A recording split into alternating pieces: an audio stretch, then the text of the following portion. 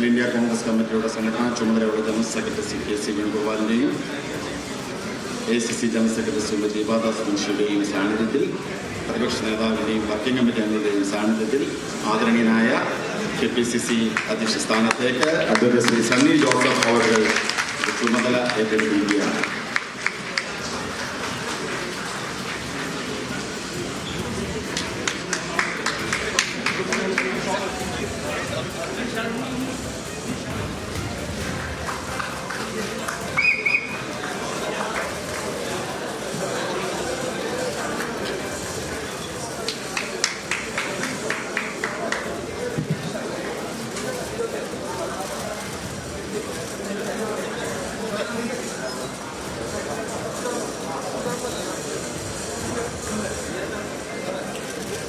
ഈ സമ്മേളനം